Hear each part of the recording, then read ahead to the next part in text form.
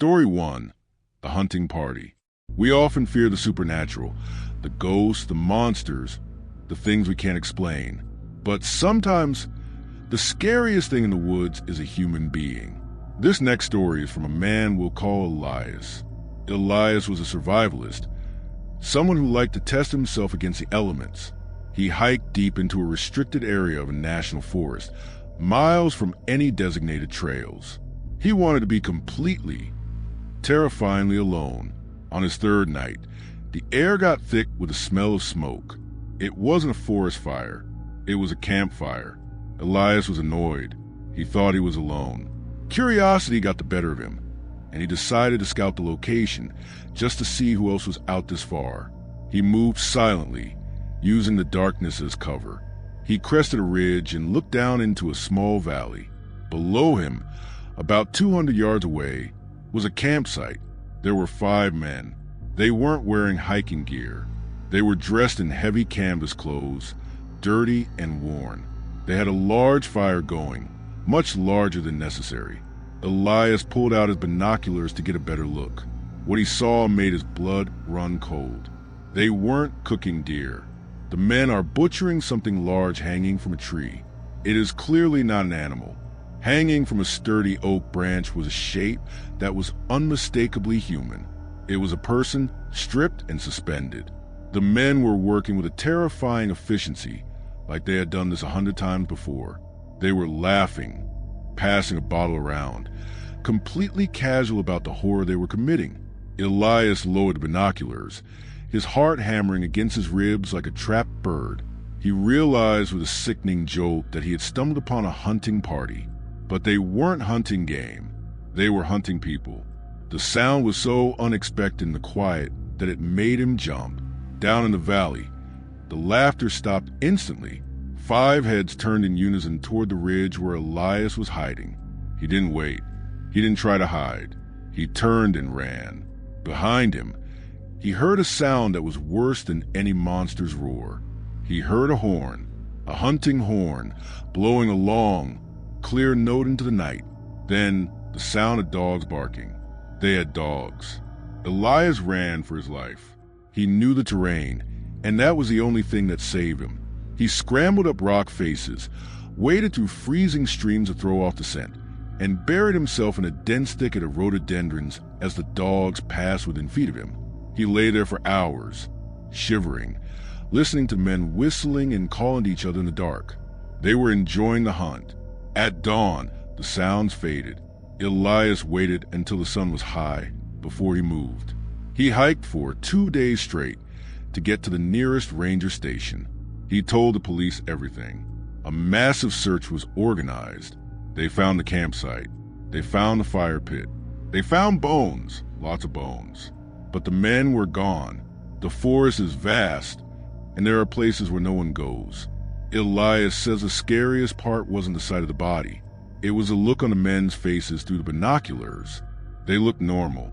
They looked like neighbors, fathers, brothers. They are still out there, and they are still hungry. Story 2, The Witch's Clearing. This story happened in 2016. A small group of friends loved to go backcountry camping. This means they'd hike far away from cities, roads, and even phone service. They chose Mark Twain National Forest in Missouri because it was quiet, wild, and beautiful. What they didn't know was that this forest was also full of old Ozark stories about witches. People said these witches lived deep in the woods and did strange, secret rituals long before anyone else lived there. The first night was perfect. They sat by their campfire, felt safe, and enjoyed the sounds of nature. But on the second night, things changed. Around midnight, a low, strange sound started. It was like chanting with many women's voices. At first, they thought it was just a wind, but it wasn't. The chanting had a pattern, repeating over and over, and it sounded like it was getting closer to their camp. One of the friends, let's call him Mark, carefully opened the tent flap to look outside. He froze. Then he whispered, "There's a fire." There had been no fire when they went to sleep. Very quietly, they all crawled out of the tent. That's when they saw it. A clearing they hadn't seen before suddenly lit up. In the middle of this clearing, A fire burned, but it was a strange fire. It gave off light but had no smoke. Around it stood 5 figures. They were hunched over, wearing dark, layered clothes, and their hair was long and messy. They moved slowly and carefully, like they were performing a dance they had practiced many times. Suddenly, one of the figures stopped chanting. She turned her head slowly and looked straight at their camp. Even though she was far away, the friends felt a cold fear. Her face looked wrong. Her mouth was stretched too wide, and her eyes shined like an animal's in the firelight. She slowly raised her arm and pointed right at their tent. When she pointed, all the voices stopped. The forest became completely silent. And then, the strange fire went out instantly, like someone had turned off a light switch. From the new darkness, they heard footsteps. They were running, not directly toward them, but around them. Branches snapped and leaves rustled. It sounded like the figures were surrounding them. Something brushed against Mark's leg. He felt cold. Dry fingers grabbed him. Mark screamed. A short, sharp sound cut off suddenly. The other friends didn't see what happened to him, but they knew he was no longer there. Pure terror made them run. They didn't grab their things, and they didn't look back. They just ran as fast as they could through the dark woods. Behind them, they heard laughter, high-pitched and layered, like many voices coming from one throat. They ran until the sun started to rise, finally reaching a gravel road, exhausted and shaking. They immediately called for help. Forest rangers came with them back to the site. The clearing was gone. There was no fire pit, no sign of the figures. But carved into the trees around where their camp had been, they found symbols. They were fresh, deep carvings, and sap was still bleeding from them, like fresh wounds. The rangers searched for Mark, but they found nothing. The friends were heartbroken, but they knew in their guts that he was gone. Days later, a different group of hikers, far deeper in a very secluded part of the forest, made a gruesome discovery. They found another clearing, much older and darker. In the center, still glowing faintly from ritual embers, was Mark. He was laid out on a stone altar, surrounded by more strange symbols and dark, twisted branches. It was clear he had been part of a ritual, a sacrifice. The witches of the Mark Twain National Forest had claimed their victim. The friends left the forest that day forever. The forest, however, never let go of the horror held or the memory of their lost friend. Story 3. The Mimic of Olympic National Forest. Our last story is from a search and rescue team in Washington State. We now move to the dense, rain-soaked wilderness of the Olympic National Forest.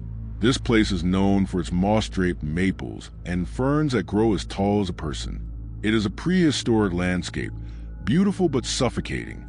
This story concerns a wildlife photographer named Sarah. She went into the forest to document the elk migration and never came home. What follows is the account pieced together from the equipment found at her last known location. Sarah had hiked several miles off the beaten path. It was midday, but under the canopy of the giant redwoods, it looked like twilight. The rain was falling in a steady, rhythmic drizzle. Sarah was used to the solitude. It was part of the job. She had been sitting still for hours, blending into the brush. That's when she heard the crying. It started soft, a low whimper that sounded exactly like a human baby. Sarah lowered her camera, frowning. She was miles from the nearest road. There was no reason for an infant to be out here. She checked her GPS. No trails nearby. The crying stopped, then started again, louder this time. It was demanding. It was coming from a cluster of ferns to her left. Driven by concern, Sarah left her heavy gear and slowly walked toward the sound.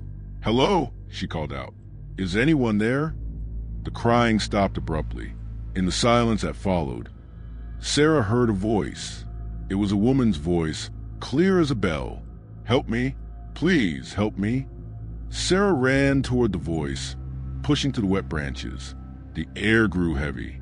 The smell of pine was replaced by a metallic scent, like old copper coins.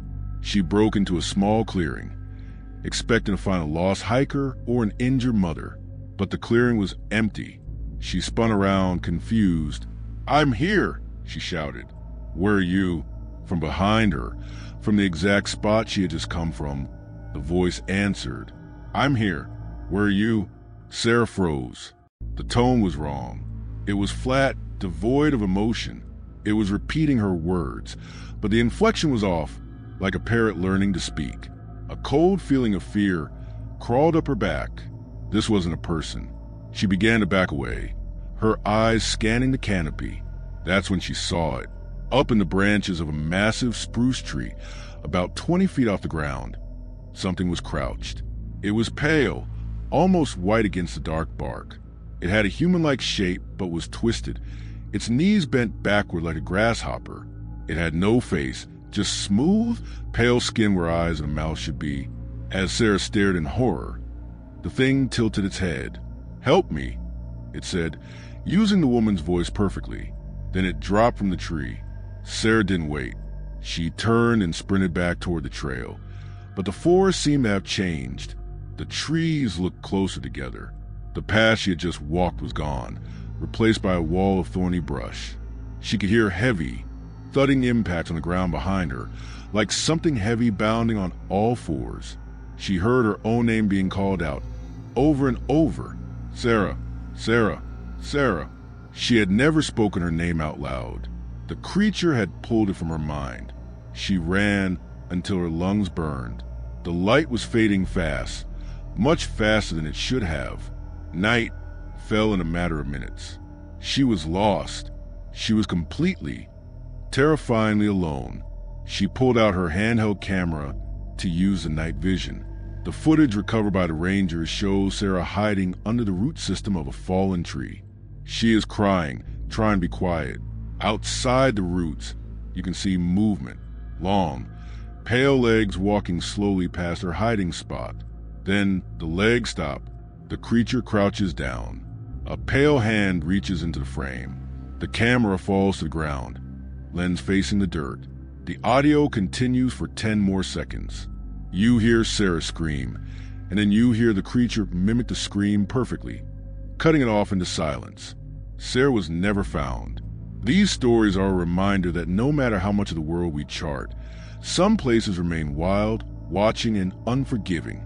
Out there, you're not in control, and one wrong step can be the last story you ever tell.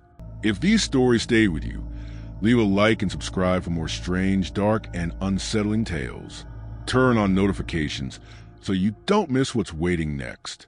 Tell me in the comments which story followed you after the video.